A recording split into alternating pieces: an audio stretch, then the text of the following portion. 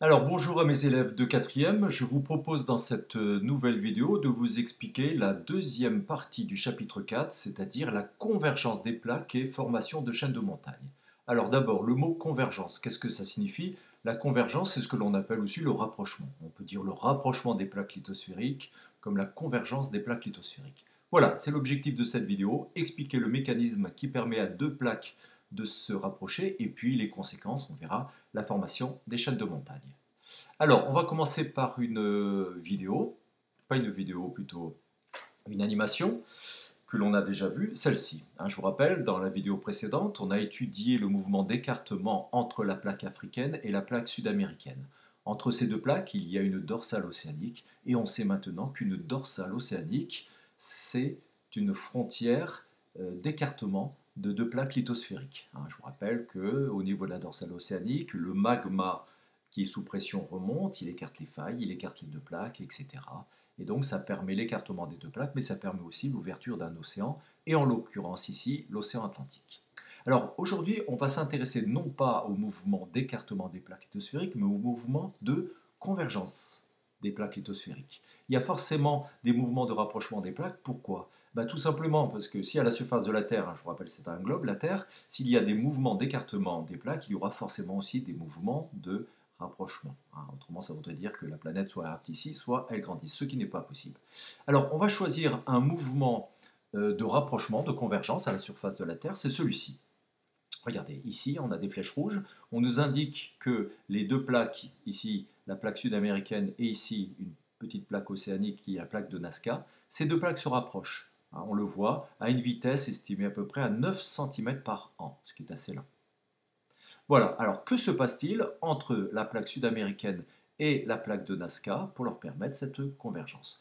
La question, c'est surtout que se passe-t-il à la frontière de convergence de ces deux plaques? Alors, pour répondre à cette question, on va étudier plusieurs documents et on va commencer par celui-ci. Regardez bien. Ce document, dès qu'il se lance, ce document nous présente ici le continent sud-américain qui appartient à la plaque sud-américaine. Voilà. Et en face, on a une partie de la plaque de Nazca.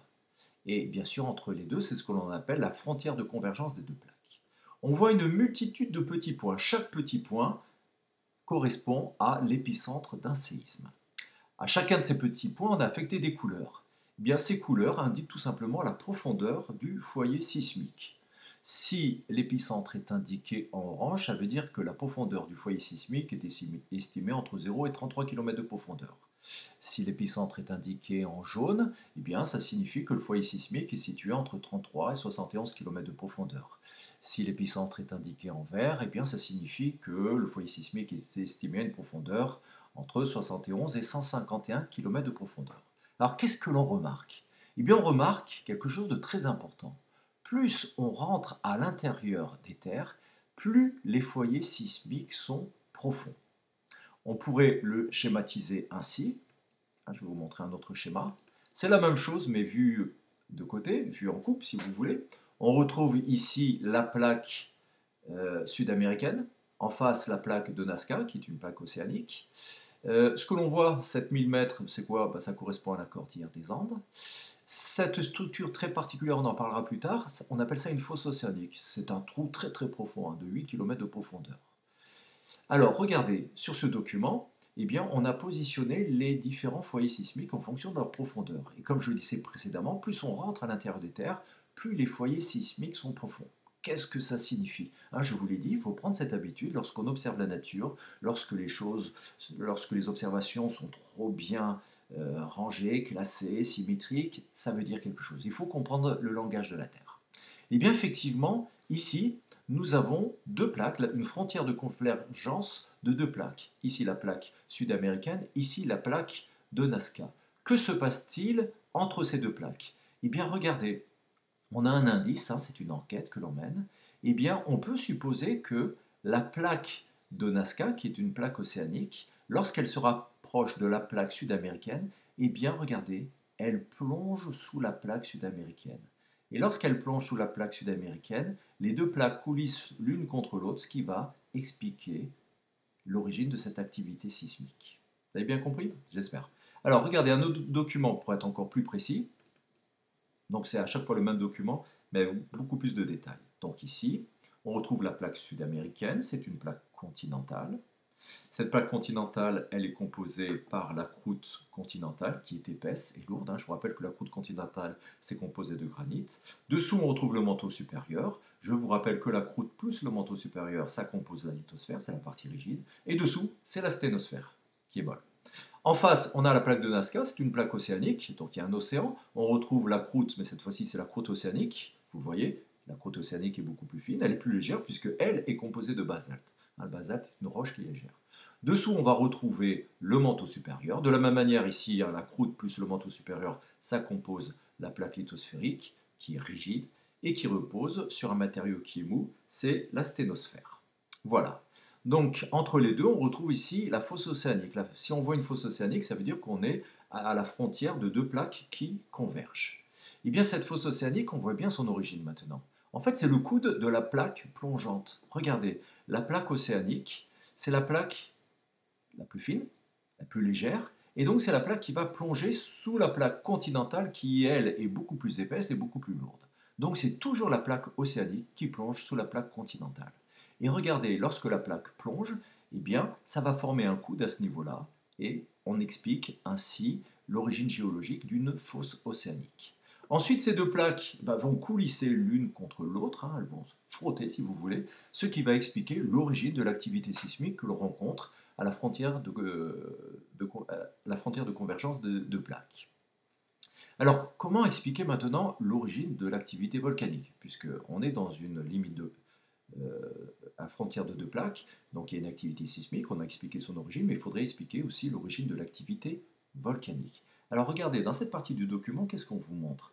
Eh bien, on vous montre que lorsque la plaque océanique plonge dans la sténosphère, rappelez-vous, hein, il y a un gradient géothermique, plus on plonge à l'intérieur de la Terre, plus on se rapproche du centre de la Terre, plus la pression et la température augmentent. Eh bien, on pense qu'au bout d'un moment, lorsque la plaque océanique plonge dans la sténosphère, vu les conditions de pression et de température, la plaque océanique doit fusionner. Alors je vous rappelle que la croûte océanique ici, hein, elle est composée de basalte. Le basalte, c'est une roche volcanique. Donc si du basalte fusionne, ça va redonner à nouveau du magma. Ce magma va pouvoir remonter par les failles qui sont très nombreuses dans cette région, parce que c'est une région sismique, ce qui va expliquer l'origine de l'activité volcanique. Alors j'ai un autre document qui va être encore plus précis. Le voici. Voilà, tout est dit dans ce document. Vous avez donc la plaque sud-américaine de ce côté, vous avez ici la plaque de Nazca qui porte une partie de l'océan Pacifique, ici vous avez la frontière de convergence des deux plaques avec la fosse océanique. Eh bien, c'est la plaque la plus fine, la plus légère, c'est-à-dire la plaque océanique qui va plonger sous la plaque continentale qui elle-même est plus lourde et plus épaisse. Lorsque les deux plaques coulissent l'une contre l'autre, hein, ça va créer une activité sismique que l'on va rencontrer dans cette région-là. Et ensuite, lorsque la plaque océanique plonge dans la sténosphère, vu les conditions de pression et de température, eh bien, la croûte océanique va fusionner et va former à nouveau du magma. Ce magma étant sous pression, il va remonter par les failles, ce qui va expliquer l'origine de l'activité volcanique, hein, que l'on peut rencontrer à la limite de ces deux plaques. Voilà. Alors, je vous propose maintenant un diaporama.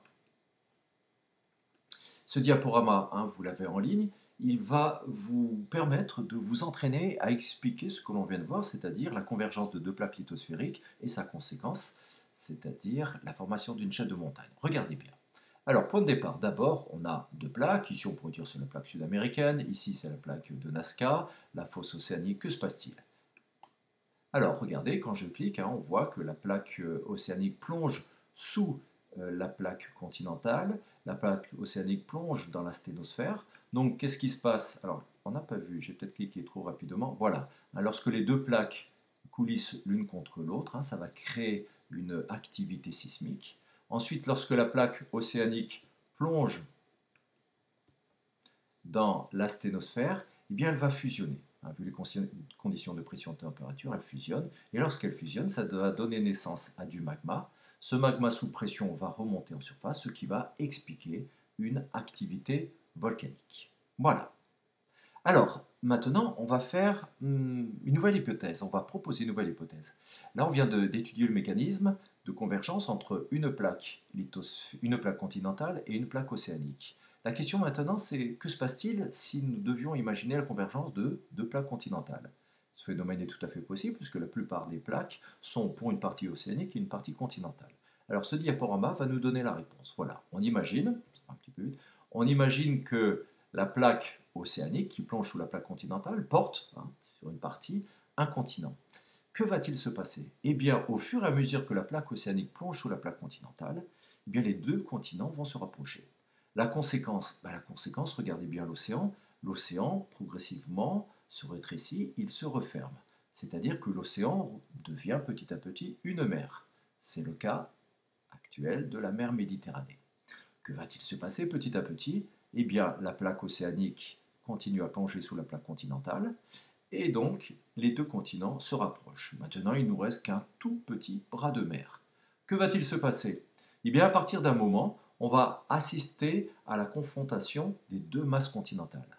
Mais cette fois-ci, les deux masses continentales sont aussi lourdes l'une que l'autre, aussi épaisses l'une que l'autre, donc il n'y en a pas une qui va plonger sous l'autre. En fait, regardez bien, c'est ce que l'on voit dans l'animation, on va assister à la collision des deux masses continentales. Et la collision des deux masses continentales, ça va donner naissance à une chaîne de montagnes. Eh bien, vous venez de comprendre l'origine des montagnes. C'est quoi là, une montagne? Une montagne, une chaîne de montagnes, c'est tout simplement le témoignage d'un ancien océan qui a disparu.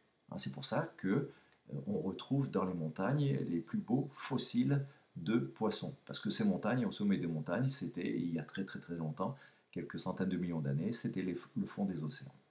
Voilà, on vient d'expliquer non seulement la convergence des plaques lithosphériques, mais aussi la formation des chaînes de montagnes. Voilà, j'espère que vous avez bien compris. Je vous conseille de vous entraîner à expliquer les documents qui sont en ligne. Et si vous arrivez à expliquer les mécanismes d'écartement de plaques lithosphériques et les mécanismes de convergence des plaques lithosphériques, eh bien, dans ce cas-là, tout est parfait. Allez, je vous souhaite bon courage.